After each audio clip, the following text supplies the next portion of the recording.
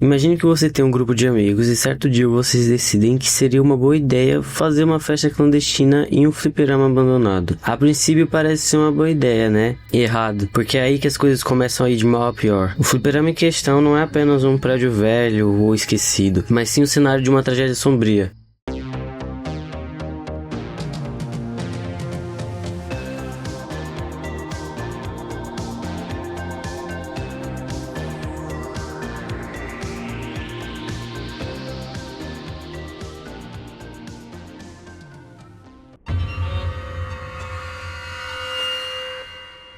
No jogo a gente joga como Lucas, que vai pra festa de Halloween com seu grupo de amigos, formado por Paulo, que é um idiota, Daniela, que é a namorada do Paulo, Clara, que é a garota que o Lucas é afim, Alan, que é o irmão da Clara, e o próprio Lucas, que no caso somos nós. A festa acontece em um fliperama abandonado, que tem um passado sinistro, um incêndio que aconteceu no labirinto do laser tag, que acabou matando duas crianças, Pietro e Sarah, e o terceiro irmão Hélio, que no caso nunca foi encontrado. Os pais dessas duas crianças foram presos na época, mas Hélio simplesmente sumiu. E antes de chegar na festa, eles decidem parar em uma conveniência para abastecer e comprar algumas cervejas. Lá nós conhecemos o atendente Chico, e entrando na loja de conveniência nós encontramos um cartaz de procurado logo na entrada que mostra um cara com o rosto totalmente desfigurado, meio sinistro, mas de início a gente não dá muita bola pra isso. Depois de comprar as cervejas e abastecer, a gente volta pra nossa Kombi e seguimos viagem até o fliperama. Chegando lá, nós descarregamos algumas caixas e ao entrar no local a gente percebe que tá tudo muito bagunçado, tudo muito sujo. A gente percebe que o local tá abandonado de fato. E entrando mais um pouco no fliperama, a gente se depara com essa pedra com a frase escrito: "Você consegue tirar a espada?" Porém, não tem nenhuma espada. Esse provavelmente devia ser um esquema do fliperama para poder tirar dinheiro das crianças, dando a falsa ilusão de que alguma delas conseguiria arrancar aquela espada da pedra. Porém, ao que parece, de fato alguém conseguiu. Explorando um pouco mais, a gente percebe que há diversas daquelas maquininhas de fliperama, porém todas elas estão desativadas. Andando mais um pouco, a gente percebe esse manequim, ao que parece estar vestido com alguma roupa de patrulheiro ou comandante, algo do tipo. Não é relevante agora essa informação, mas mais pra frente vai ser. E cara, eu preciso dizer aqui, de longe, esse é um dos jogos indies brasileiros mais bem desenvolvidos que eu já vi nos últimos tempos. A gente consegue perceber que toda a equipe de desenvolvimento teve um cuidado absurdo. Até nos mínimos detalhes do jogo a gente percebe que eles conseguiram trazer características brasileiras. E eu acho que isso é muito importante, principalmente para a ascensão que o Brasil tá tendo agora no mercado de games. Então eu fico extremamente feliz que eles tenham conseguido desenvolver um jogo indie tão bem feito, mas ainda assim sem deixar de lado alguns elementos que remetem esse jogo ao Brasil. Bom, quando eu falo que esse jogo é bem desenvolvido, eu não estou falando só dos gráficos ou dos detalhes que a gente vê que foi acrescentado. Eu falo também dos personagens, porque durante toda a gameplay a gente percebe que a personalidade de cada personagem foi pensada e criada com um propósito. Por exemplo, o personagem Alan, a gente percebe de cara que é uma referência ao Alan Zoka. O personagem ele é descrito como um nerd totalmente lerdão e virgem. Já o Paulo ele é um grande babaca que constantemente vai ficar pegando no pé do Alan e dos outros que estão ao redor dele. A Daniela, por ser namorada do Paulo, não vai falar nada com ele, não vai reclamar com ele, nem vai achar absurdo nada do que ele fale, mesmo sendo. A Clara é irmã do Alan, ela é que parece ter mais juízo nesse rolê todo. O Lucas, que a gente é o mais normal de todos, porém o Lucas eu diria que ele é o personagem mais realista, porque é mais fácil de você acabar se identificando com ele e talvez você acabe se identificando com ele por algumas falas e algumas ações que ele acaba tendo no jogo. Bom, e voltando pro game, a gente recebe o objetivo de limpar todas as teias do local, limpar todo o lixo, jogar todo o lixo fora. E aqui também outra coisa que eu tenho que dizer que me surpreendeu muito foi a jogabilidade, porque mesmo sendo um jogo indie desenvolvido por um grupo de pessoas, é algo muito bem feito, não é algo que trava, que buga ou que dá uma sensação de estranheza. E logo após cumprir esses objetivos, a gente tem uma cena com os personagens reunidos em frente àquela pedra da espada, onde só agora eles percebem que a espada sumiu, que a espada não está fincada na pedra. E aqui nós temos uma fala do Alan que... cara, não tem como dizer que isso aqui não é o Alan. Logo depois dessa cena, nós recebemos outro objetivo que eu confesso que foi muito legal essa interação, onde a gente tinha que pegar as caixas de decorações e decorar o local. E eu quero dizer que foi bem legal essa ideia que eles tiveram de deixar o usuário totalmente livre para poder decorar o local da forma que quisesse. Queria falar nada não, mas a minha decoração ficou bonita pra caralho, hein? Bom, logo após isso, o Paulo chama pelo Lucas e chegando até o Paulo, ele fala que quer nos mostrar uma coisa que ele havia descoberto. E andando mais um pouco, a gente percebe que ele havia descoberto a entrada do laser tag tag, o lugar onde havia rolado o incêndio. Bom, e se você não sabe o que seria um laser tag, é basicamente aqueles lugares, tipo um labirinto, que você vai com um grupo de amigos e vocês dividem em times e fica um atirando no outro, tipo paintball, só que com laser. Bom, e voltando pra conversa com o Paulo, eles decidem que vão entrar no laser tag, o lugar tenebroso que rolou todo incêndio, mas eles são interrompidos pela Daniela, que chama os dois, então eles acabam deixando isso mais pra frente.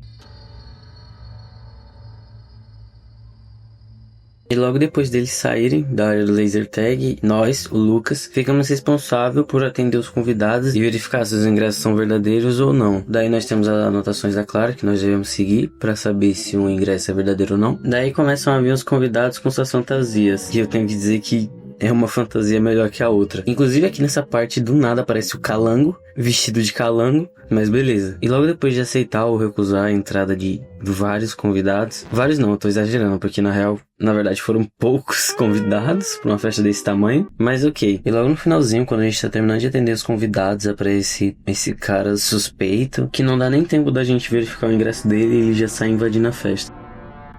E assim que voltamos pra festa, pra ir atrás desse cara suspeito, nós somos interrompidos pela Daniela, que chama a gente pra uma partida de hockey. E beleza, nada muito relevante pra história, é mais um minigame mesmo. Logo depois disso, se a gente voltar ao salão, a gente vai ver todos os convidados na festa dançando, bebendo ou fazendo sei lá o que. E andando mais um pouco pelo salão, vocês lembram daquele manequim que eu tinha citado no início, que estava vestido com uma roupa de comandante espacial, que eu disse que seria importante? Então, aqui nesse momento a gente vê que o manequim não tem mais roupa. E ok, isso vai ser mais importante ainda mais pra frente. Depois disso acontecem outras coisas, mas eu acho que talvez não seja tão relevante citar. O Lucas se declara pra Clara, a Clara dá um pé na bunda dele, depois o Alan, irmão da Clara, aparece vestido de Sherlock Holmes, chamando ele pra procurar uns recortes de jornais que explica melhor sobre o incêndio. Logo depois disso, o Lucas se encontra com o Paulo novamente. Ele conta que tomou um pé na bunda da Clara. E nisso eles acabam voltando pro laser tag. Onde chegando lá, a gente encontra outros convidados da festa. E aqui a Clara fala que não quer participar disso, então ela só mete o pé. Nisso, os outros que restaram acabam entrando no laser tag. E aqui a gente tem uma cutscene bem bonita e bem cinematográfica deles colocando os equipamentos e entrando no laser tag. E depois disso começa a partida, onde a gente joga 3 rounds. E depois disso começa o problema, porque logo após a última partida, a gente acaba escutando um grito, e quando nós estamos procurando por ele, a gente acaba encontrando uma espécie de templo com 2 cadáveres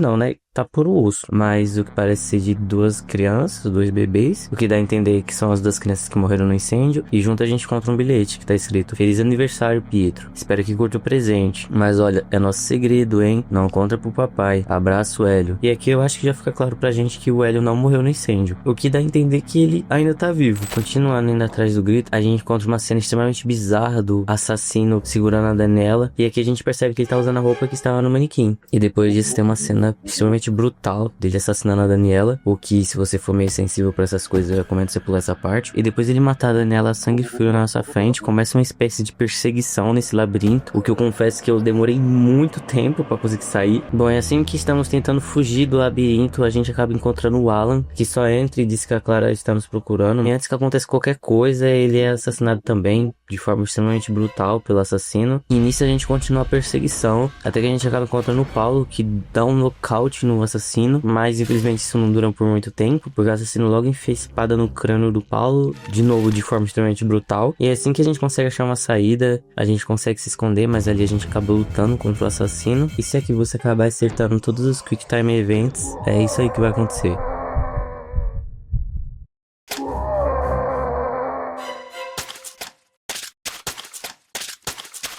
O Lucas consegue matar o assassino de forma extremamente brutal também. Logo depois disso a gente consegue sair do fliperama. E nessa última cena final a gente consegue ver a Clara indo até a gente. Logo após isso a gente vai ter os créditos. E logo após a gente tem uma cena pós-crédito, onde nós vemos o Chico no seu bar assistindo a televisão, no momento que está passando uma reportagem sobre o incidente que acabou acontecendo durante a festa. Logo após isso a gente consegue ver o Chico saindo de dentro do seu estabelecimento e indo até a lateral, onde havia um caminhão estacionado. E assim que ele abre o caminhão a gente consegue ver que há uma espécie de moradia. Alguém estava morando dentro daquele baú do caminhão, o que dá a entender pra gente que o Chico provavelmente estaria brigando aquela pessoa, o que deixa bem claro pra gente que provavelmente o Chico estaria brigando o Hélio após o incêndio. E após jogar o jogo e gravar todas as cenas que vocês viram durante o vídeo, eu entrei em contato com os desenvolvedores do jogo e de antemão já gostaria de agradecer muito a cada um deles que me recebeu muito bem e que responderam as dúvidas que eu tinha, explicando mais do contexto da história. Queria agradecer também principalmente ao Pedro Luiz, que é o roteirista principal do jogo, onde eu estive conversando ali pelo Discord e ele acabou me dando mais alguns detalhes sobre a história do jogo. E a conclusão que nós temos sobre a história é que o Hélio sim foi o responsável pelo incêndio, ele era o terceiro irmão, que nunca foi encontrado nos destroços, e esse trauma pro Hélio acabou sendo tão grande que ele se via como o irmão mais velho, que deveria proteger os irmãos mais novos, mas que infelizmente ele mesmo acabou causando a morte deles. E incapaz de lidar com a culpa, ele acabou criando uma segunda personalidade e se afastou da realidade. Agora o Hélio acredita que é o comandante estelar, o mascote do fliperama. Ele se veste com a fantasia do personagem e roubou sua espada, como se ele fosse o verdadeiro herói da história, quando na verdade ele sempre foi o vilão. E aquela curiosidade que eu coloquei no meio do vídeo, falando sobre o manequim, foi um detalhe que aparentemente ninguém percebeu, passou batido. Em todas as lives que eu assisti, ou os vídeos que eu vi do pessoal jogando esse jogo, passou batido, nenhum deles acabou percebendo. Eu também, inclusive, não percebi. Porém, conversando com o Pedro Luiz, o roteirista, ele me forneceu esse detalhe, então eu acabei voltando no jogo pra conferir e de fato foi um detalhe muito bem pensado. Parabéns pra toda a equipe de desenvolvimento e pra quem pensou nisso. Infelizmente foi algo que ninguém percebeu, mas é um detalhe muito da hora. E sobre a relação do Hélio com o Chico, como é mostrado naquele final, não é propriamente respondido. Eles deixaram esse final em aberto para que possa acontecer uma possível continuação. E basicamente é isso. Se caso você tenha se interessado pelo jogo, eu recomendo vocês comprarem. É um jogo muito bom, é um dos melhores jogos brasileiros que eu já joguei. O jogo também será lançado na Steam, caso vocês queiram comprar por lá. E se caso vocês tiverem interesse e tiverem condições também de estarem assinando o Patreon deles, seria muito legal. Eu mesmo depois desse vídeo vou assinar o Patreon, porque eu acho que é isso, a gente tem que apoiar as obras brasileiras e parar de babar ovo de gringo. E se você gostou desse vídeo, deixa o like, se inscreva no canal e comenta alguma coisa aí, pelo menos isso me motiva de alguma forma. Valeu!